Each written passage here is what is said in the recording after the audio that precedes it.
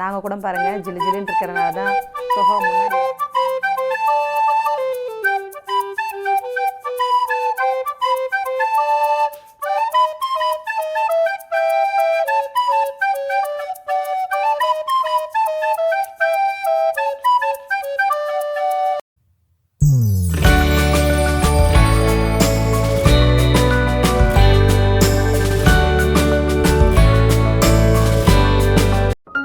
Hi friends, இது உங்கள் சுமிpokkisham. இன்றைக்கி வந்து 2 days vlog தான் நான் உங்கள்கிட்ட ஷேர் பண்ண போகிறேன். எல்லோரும் எப்படி இருக்கீங்க?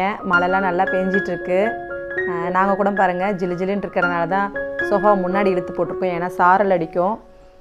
ஃபேனெல்லாம் ஆஃப் பண்ணிவிட்டு உட்காந்துருக்கோம். இன்றைக்கி வந்து டேரனுக்கு லீவு. மழைனால முக்கால்வாசி இப்போ லீவு தான் வந்துடுது. இன்றைக்கி லீவ் வருமானு எதிர்பார்க்குறாங்க. மழை பெஞ்சாலும் இன்றைக்கி குட்டீஸ்லாம் அப்படி தான் இருக்கிறாங்க. எங்கள் வீட்லேயும் அப்படி தாங்க, மழை பெஞ்சால் லீவ் வருமானு பார்க்குறாங்க. போகிறதே 3 வாரத்தில் 3 நாள் தான் ஸ்கூலு. ஆனால் ரேஷ்மாக்கு அப்படி கிடையாது. அவளுக்கு ரெகுலராக எப்பயுமே ஸ்கூல் உண்டு. டேரனுக்கு வாரத்தில் 3 நாள். டேரன் என்ன சின்சியராக உட்காந்துருக்க? அதனால் மழைக்கு வந்து எல்லோரும் வந்து நல்லா சுட சுட சாப்பிடுங்க, சுட தண்ணியே குடிங்க, ரொம்ப சேஃபாக இருங்க. சென்னையில் இருக்கிறவங்களாம் எப்படி இருக்கீங்க? எல்லோரும் உங்களெல்லாம் ரொம்ப சேஃபாக பார்த்துக்குங்க. பசங்களாம் தண்ணியில் போகாமல் பார்த்துக்குங்க. எல்லாருமே சுட தண்ணி குடிச்சிங்கனாலே முக்கால்வாசி நம்ம வந்து சளி பிடிக்காமல் பார்த்துக்கலாம். கஷாயெல்லாம் போட்டு குடிங்க. மிளகு தட்டி போட்டுட்டு சுட தண்ணியில் நீங்கள் குடிச்சிங்கன்னா கூட உங்களுக்கு வந்து எதிர்ப்பு சத்து ஜாஸ்தி வரும். ரெகுலராக பிடிக்கிற சளி வந்து பிடிக்காமல் இருக்கும். எப்பயுமே வந்து குடிக்கிற தண்ணியில் நான் வந்து டேரனுக்கு அப்படி கொடுப்பேன். சரி, உங்கள் குட்டீஸ்க்கெலாம் நீங்கள் வந்து விருப்பப்பட்டால் நீங்கள் அந்த மாதிரி கொடுக்கலான்றதுக்காக தான் நான் உங்கள்கிட்ட ஷேர் பண்ணுறேன். சுட தண்ணியை வந்து நம்ம பாட்டிலில் ஊற்றி கொடுக்கும்போது அதில் ஒரு 3 மிளகை வந்து தட்டிட்டு ஒன்றும் பாதியமாக தட்டிக்கிங்க, ரொம்ப தட்டிடாதீங்க. ஒன்றும் பாதியமாக தட்டிட்டு அந்த சுட தண்ணியில் போட்டுட்டு நீங்கள் அவங்களுக்கு எப்பயும் போல் ரெகுலராக சுட தண்ணி கொடுத்து விட்ருங்க குடிக்கிறதுக்கு. அவங்க அந்த தண்ணி குடிச்சிட்டே ரெகுலராக குடிச்சிட்டு இருந்தாலே அவங்களுக்கு வந்து கண்டிப்பாக எதிர்ப்பு சத்து ஜாஸ்தி வரும். சளியும் பிடிக்காது, உடம்புக்கும் வந்து ரொம்ப நல்லது. உங்கள் வீட்லேயும் ட்ரை பண்ணி பாருங்கள். இன்றைக்குரிய விலாகை வந்து அடுத்த வீடியோவில் நான் உங்ககிட்ட ஷேர் பண்ணுறேன். வாங்க நம்ம விலாக்குள்ளே போகலாம். காலையிலே டேரனுக்கு வந்து சாப்பாடு கட்டுறதுக்காக நான் வந்து ரெடி பண்ணிகிட்ருக்கேங்க. டேரனுக்கு வந்து ஃப்ரைட் ரைஸ் வேணும்னு சொல்லிட்டான். அதனால் வந்து ஃப்ரைட் ரைஸ் தான் டேரனுக்கு ரெடி பண்ணி தரேன். டேரனுக்கு மட்டும் நான் ஃப்ரைட் ரைஸ் கட்டுறேன். ரேஷ்மாவுக்கு வந்து ஃப்ரைட் ரைஸ் வேணான்ட்டா. அதனால் அவளுக்கு மட்டும் நான் வந்து குழம்பு வச்சு சமைக்கலான்ட்டு. இப்போ பாருங்கள், காலையில் கிளம்பும்போது இப்படி தாங்க. காலையில் 7:45 வேன் வந்துடும். டேரன் கிளம்புறதுக்குள்ளே எனக்கு ரொம்ப டென்ஷனாக வேணும். ரேஷ்மா கிளம்பும்போது டென்ஷனே இருக்காது. ஆனால் டேரன் கிளம்பும்போது தான் டென்ஷனாக இருக்கும். ஏன்னா இவனை கூட்டிகிட்டு போய் வேனில் ஏற்றி விடணும். அதனால் இவன் பாருங்கள், காலையில் எழுந்திரிச்ச உடனே குளிச்சுட்டு வர்ற வழியா மட்டும்தான். மற்றபடி சாப்பாடு ஊட்டுறதெல்லாம் என்னோடய வேலை தான். காலையில் அவனுக்கு மட்டும் தோசை ஊற்றி நைட் சக்கரை இருந்தால் அவன் சாப்பிட்டு போயிடுவான். இதை சட்னி கொடுத்தா அவனுக்கு பிடிக்காதுன்றதுக்காக அவனுக்கு பிடிச்ச மாதிரி கொடுத்து அவனை அமுச்சு விட்டுட்டேன். எனக்கு மாவு கொஞ்சம் தான் இருந்தது. அதனால் நான் வந்து மாவு அரைக்கிறதுக்காக ஊற வச்சுருக்கேன். இங்கே பாருங்கள், உளுந்தும் ஊற வச்சுருக்கேன். இதை தூக்கி நம்ம வந்து ஃப்ரிட்ஜில் எடுத்து வச்சிட வேண்டியதான். நான் ஏற்கனவே என் சேனலில் சொல்லியிருப்பேன், உளுந்தை நீங்கள் அரைக்கிறதுக்கு முன்னாடி ஃப்ரிட்ஜில் எடுத்து வச்சுட்டு நீங்கள் வந்து அரைச்சிங்கன்னா நல்லா வந்து உளுந்து நல்லா பொங்கி வரும். நம்மளுடைய கிரைண்டரில் இருக்க சூடுக்கு அமுங்கி போயிடாமல் நல்லா வந்து உளுந்து வந்து நல்லா பொங்கி வரும். காலையில் சப்பாத்தி தான். இப்போ வந்து காலையிலே துணி போட்டுட்டேங்க. கம்ஃபர்ட் சேர்த்துக்கிறேன். நீங்களும் உங்கள் வீட்டில் இந்த மழை காலத்தில் துணி துவைக்கும் போது கம்ஃபர்ட் சேர்த்து நீங்கள் துணி துவைச்சிங்கன்னா ஸ்மெல் இல்லாமல் இருக்கும். நீங்களும் உங்கள் வீட்டில் விருப்பம் இருந்தால் ட்ரை பண்ணுங்கள். இப்போ பாருங்கள், இங்கே இருக்கிற செடியெல்லாம் நல்லா வெத்தலை கொடியெலாம் நல்லா வந்திருக்கு. ஏற்கனவே கொஞ்சம் மேலே கொண்டு போய் வச்சு காஞ்சி போச்சு. நான் அங்கே ரொம்ப வெயில் படுறதுனால அது காஞ்சிருச்சு. அதனால் கொண்டு வந்து நான் இங்கே வச்சுட்டேன். நான் மேலே போய் துணி காய போடலான்னு போனேங்க. நிறைய பறவை மேலே பறந்துகிட்டே இருந்துச்சு. ரொம்ப சூப்பராக இருந்துச்சு பார்க்குறதுக்கே. சரி, அதை அப்படியே உங்கள்கிட்ட ஷேர் பண்ணலாம் அப்படின்றதுக்காக நான் ஓடி போய் ரேஷ்மா போய் ஃபோன் எடுத்துகிட்டு வர சொல்லிட்டு வீடியோ எடுத்தேன். அங்கே பாருங்கள், அது டிஃப்ரெண்ட்டான பறவை தான் பறக்குது. வெறும் பறவை பறக்கிற சத்தம் மட்டும்தான் கேட்குது. அது வந்து கிளியராக வெளியே தெரியல. அதனால் நான் உங்ககிட்ட அந்த சவுண்டு கேட்காது. சூப்பராக இருந்துச்சுங்க. அந்த ஈசல் பறக்குது. ஒவ்வொரு பறவையும் பறந்து அந்த ஈசலை வந்து சாப்பிட்டுட்டு இருந்துச்சு. நீங்களே பாருங்கள், இந்த ஈசலுக்கு வந்து பறக்கிறத பார்த்துட்டு மயிலும் சேர்ந்து வந்து அந்த ஈசலை சாப்பிட வந்துருச்சுங்க. வீடியோவில் கிளியராக தெரியல, ஆனால் நேரில் பார்க்கும்போது ரொம்ப சூப்பராக இருந்துச்சு.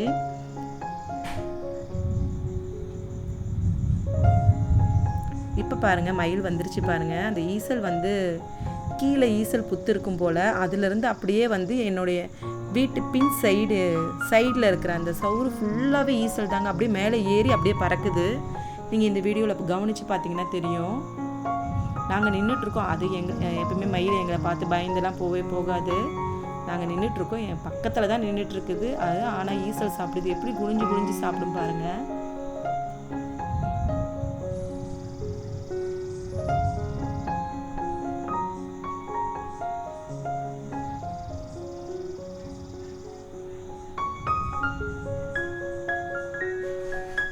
ஏகப்பட்ட ஈசல் பறக்குது பாருங்க. அந்த ஈசலை சாப்பிட்றதுக்கு வவ்வால், அவ்வளோ வவ்வால் பறந்துச்சுங்க. ஆனால் கிளியராக தெரியல எனக்கு வீடியோ எடுத்ததில். கொஞ்சம் இருட்டிடுச்சு. நான் வந்து துணி காய போடும் போதே 6 மணிக்கு மேலே தான் இருக்கும். ஏன்னா மழை காலையில் வரைக்கும் மழை கொஞ்சம் பெய்யலன்னு ஃபஸ்ட்டு ஒரு ரவுண்டு துணி துவச்சி காய வச்சு எடுத்துகிட்டு திருப்பி ஈவினிங் வந்து பெட்ஷீட்லாம் கொண்டு வந்து காய போட்டுட்டேன் நான். பாருங்கள் எவ்வளோ ஈசல் பறக்குது பாருங்கள்.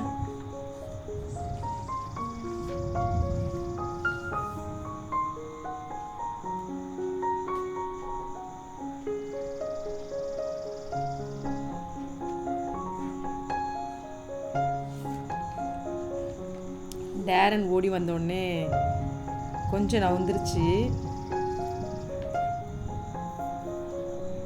எப்படி பறக்குது பாருங்கள். கொச்சன்னு எங்களுக்கு பார்க்குற எங்களுக்கே ஒரு மாதிரி உடம்பு கூசுகிற மாதிரி ஆயிடுச்சு. அந்த அளவுக்கு ஈசல். கீழே கொஞ்சம் குனிஞ்சு பார்க்கலான்னு பார்த்தோம். அப்படியே வவ்வால் ஃபுல்லாக அந்த வவ்வால் வந்து அந்த ஈசலை பிடிக்கிறதுக்காக பறந்து வந்துட்டு இருந்ததுங்க.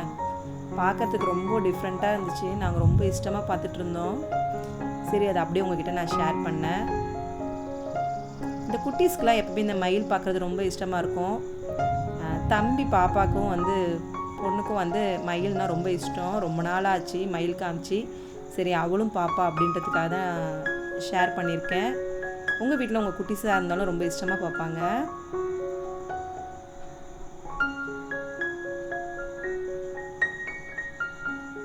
கீழே பாருங்கள் ஃபுல்லாக வவ்வால் பறக்க ஆரம்பிச்சிருச்சுங்க. அந்த ஈசலை பிடிச்சி சாப்பிட்றதுக்காக நிறைய வவ்வால் பறக்குது. நிறைய மரம் அந்த சைடு இருக்கிறனால அந்த மரத்துக்காகவே நிறைய வந்து பறவைகளும் வரும். இந்த மாதிரி வவ்வால் பூச்சி எல்லாம் நிறைய அந்த சைடு இருக்கும். அடர்த்தியாக மரம் இருந்தாலே அப்படி தானேங்க, நிறைய பூச்சிகள் இருக்கும்ல. அந்த மாதிரி இங்கே ஈசல் நிறையா வந்திருக்கு. ஈசல் புத்து இருந்திருக்கும் போல், அதுலேருந்து பறந்து வந்திருக்கு. சரி ரொம்ப நாள் ஆச்சு பூ பிச்சு. சரி இருக்கிற பூவெல்லாம் வந்து மொட்டெல்லாம் வந்து கீழே தான் வேஸ்ட்டாக போகுதுன்றதுக்காக நான் இருக்கிற மொட்டு மட்டும் பிச்சுட்டு வரேங்க. நான் நல்லா வெத்தலை கொடி வந்திருக்கு பாருங்கள். இப்போ மாவு அரைக்க வேண்டியதான். இருக்கிற பாத்திரத்தை எல்லாத்தையும் தேய்ச்சி வச்சுட்டு ஈவினிங் வந்து டீ போடுறேங்க. டீ போட்டுட்டு மாவு அரைச்சி எடுத்து வச்சாச்சுனாலே பெரிய வேலை. வாரத்தில் ஒரு தடவை மாவு அரைக்கிறது தான். ஏன்னா எனக்கு அது ரொம்ப கஷ்டமாகவே தெரியும். ஐயோ மாவு இல்லைன்னா அடுத்த நாள் காலையில் கண்டிப்பாக இவங்களுக்குலாம் டெய்லி டிஃபன் செஞ்சு அமுச்சு விடணும். தோசை தான் அவங்கெல்லாம் இஷ்டமாக சாப்பிடுவாங்க. அந்த மாவு இல்லைன்னா எல்லாருக்குமே சாப்பாடு தான் தர்ற மாதிரி இருக்கும். நமக்கு வந்து சட்டுன்னு செய்கிறது தோசை தான். அதுக்காகவே நான் மாவு அரைச்சி வச்சிடுறது.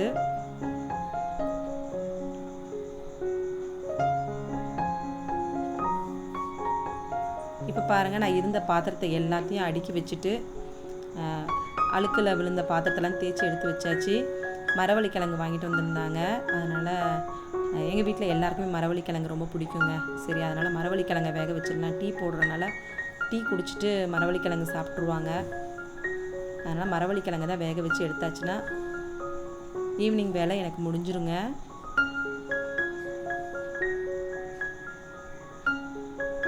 மரவள்ளிக்கிழங்கு சீசன் அப்போ தான் ரொம்ப நல்லாயிருக்கும். நம்ம கிடைக்கும் போது நம்ம வந்து என்னென்ன சீசனுக்கு எது கிடைக்குதோ அதெல்லாம் நம்ம சாப்பிட்ணும். இப்போ இனிமேல் கடலையும் வந்துடும் உங்களுக்கு. கடலை, மரவள்ளிக்கிழங்கு, அப்புறம் ஸ்வீட் கார்னு, சோளக்கருது, இது எல்லாமே நல்லாயிருக்கும். ஈவினிங்கில் வந்து இந்த மழை காலத்தில் நம்ம சாப்பிட்றதுக்கு. நாங்கள் அப்படி தான் வாரத்தில் 2 நாளாவது இந்த மரவள்ளிக்கிழங்கு வாங்கிட்டு வந்துடுவார். அவருக்கும் ரொம்ப பிடிக்கும். எங்களுக்கும் எல்லாருமே மரவள்ளிக்கிழங்கு சாப்பிடுவோம். இப்போ டீ போட்டு உட்காந்தாச்சுங்க. மாவெல்லாம் அரைச்சி எடுத்து வச்சாச்சு.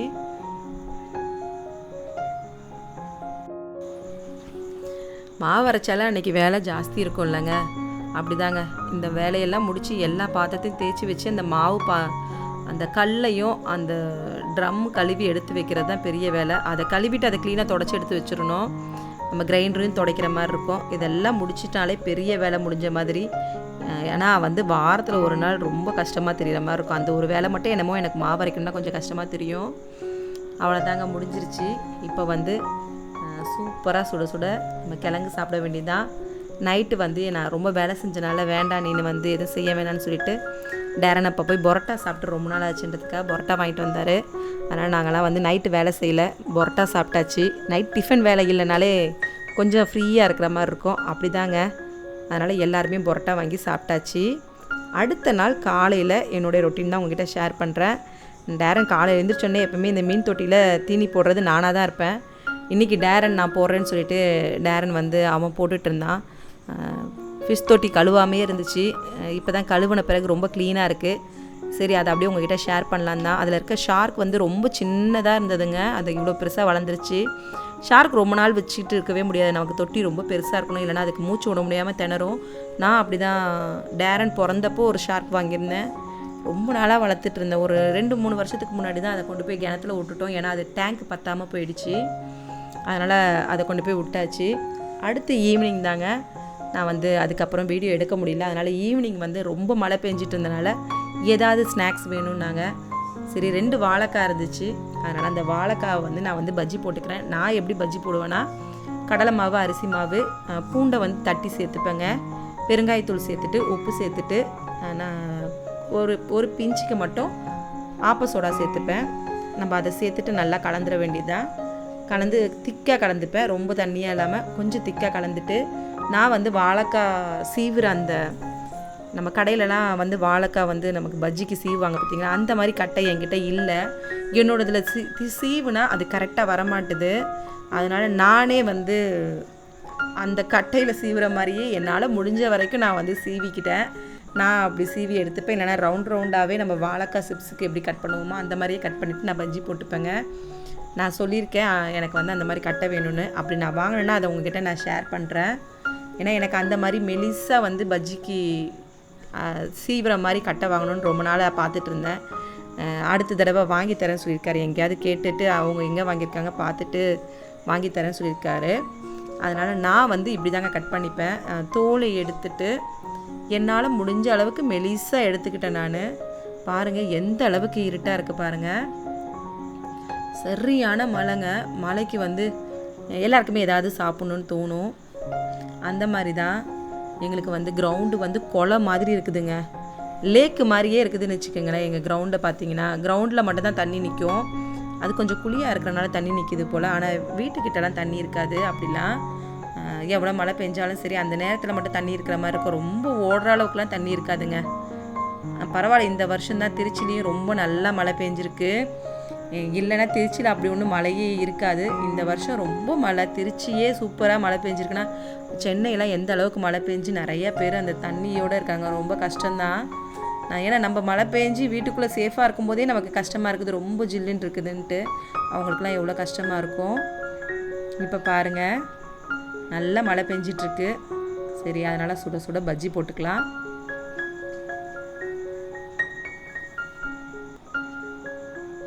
நான் வந்து இதில் வந்து இந்த தொட்டியில் வந்து ஓட்டை போடாமல் வந்து செடி வச்சுட்டேங்க. நான் வந்து டேபிள் ரோஸ் தான் வச்சுருக்கேன்.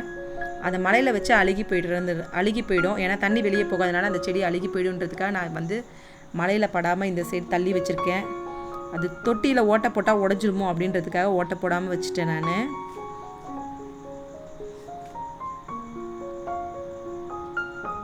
நான் 2ஆக கட் பண்ணிவிட்டு இப்படி தாங்க நான் வந்து பஜ்ஜிக்கு என்னால் முடிஞ்ச அளவுக்கு எவ்வளோ மெலிசாக வந்து வெட்ட முடியுமோ அவ்வளோ மெலிசாக நான் வந்து வெட்டி எடுத்துக்கிறேன்.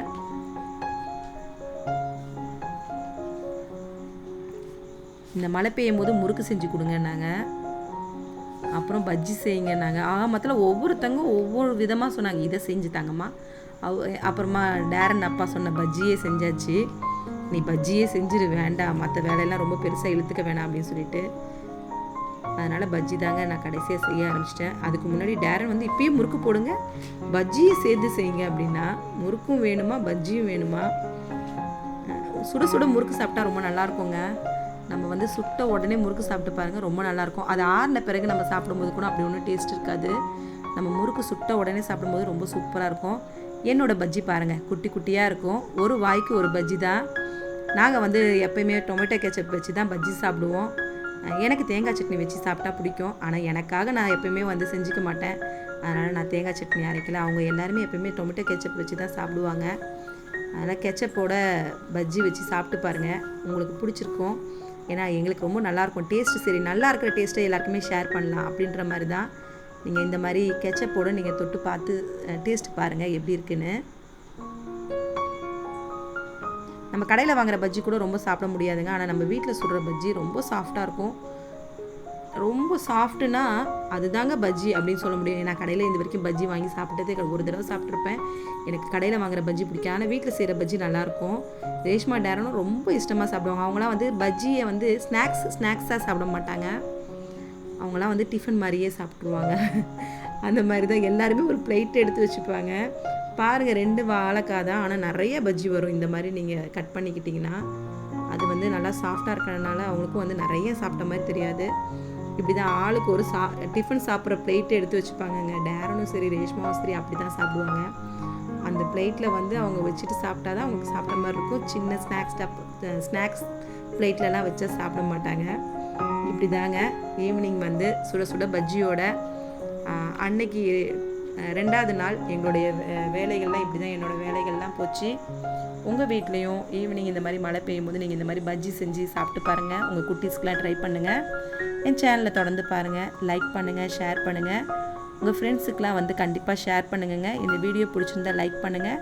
அடுத்த ஒரு குக்கிங் வித் vlogல நான் உங்களை சந்திக்கிறேன். தேங்க்யூ.